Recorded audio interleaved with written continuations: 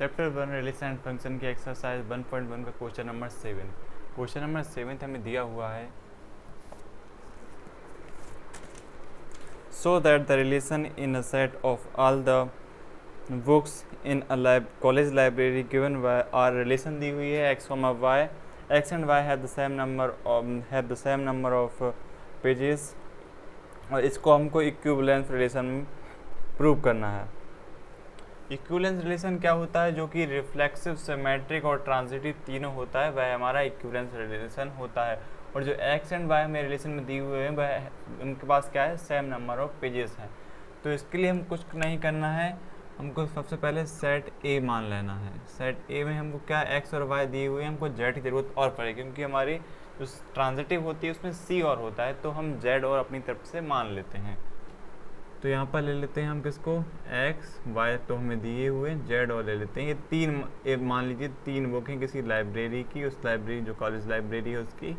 इन तीनों के जो पेजेस हैं वो सेम नंबर के। अब आपको सिखाया था मैंने ए इंटू बी निकालना, तो यहाँ पर हम उसी का यूज़ करेंगे।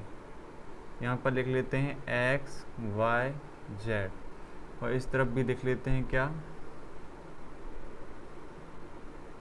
एक्स, वाई और जेड। अब सिंपली इनका हमें ए इंटू बी निकाल लेना है, एक्स एक्स के साथ, एक्स वाई, एक्स जेड। तो इसको यहाँ पर लिख लेना, मैं यहाँ पर लिख देता हूँ एक्स एक्स के साथ, फिर एक्स वाई के साथ, एक्स जेड के साथ। इस तरह से इनको लिखते हैं, मतलब पहले इसका इसके साथ लिख देते हैं, फिर इसको इसके साथ लिख देते हैं, फिर इसको इसके साथ। इस तरह हम ए इंटू बी निकाल लेते हैं। फिर y को x के साथ लिखते हैं, फिर y को y के साथ लिख लेते हैं, फिर y को z के साथ लिख लेते हैं। उसी तरह फिर z को x के साथ लिख लेते हैं, फिर z को y के साथ लिख लेते हैं, फिर z को z के साथ लिख लेते हैं। इस तरह से बना लेते हैं। ये पूरा हमने रिलेशन तैयार कर लिया है। आप इसे यहाँ पर लिख सकते हैं।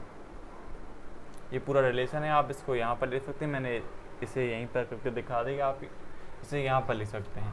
तो रिफ्लेक्सिव के लिए हमारे पास ए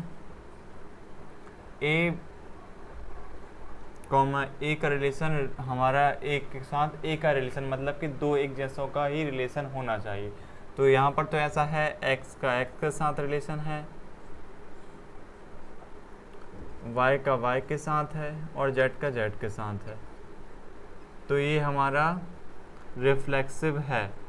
तो आप लिख लीजिएगा सो इट इज़ रिफ्लेक्सिव। और सिमेट्रिक के लिए यदि हमारी x का y के साथ रिलेशन है तो y का x के साथ भी रिलेशन होना चाहिए, मतलब कि x और y का उल्टा, और ये भी हमारे रिलेशन में है, तो ये सिमेट्रिक भी है।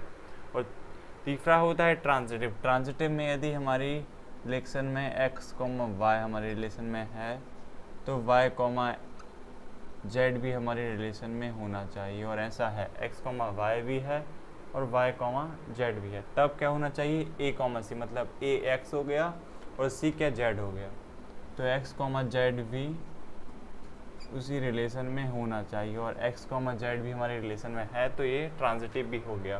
तो रिफ्लेक्सिव भी है, सिमेट्रिक भी है, ट्रांजिटिव, मतलब कि ये तीनों है। तो ये क्या हमने इक्विवेलेंस रिलेशन इसको प्रूव कर दिया, मतलब कि x, y, z same number of pages की बुक थी, उससे हमने इसे इक्विवेलेंस रिलेशन प्रूव कर दिया। अब देखते हैं क्वेश्चन नंबर 8 को।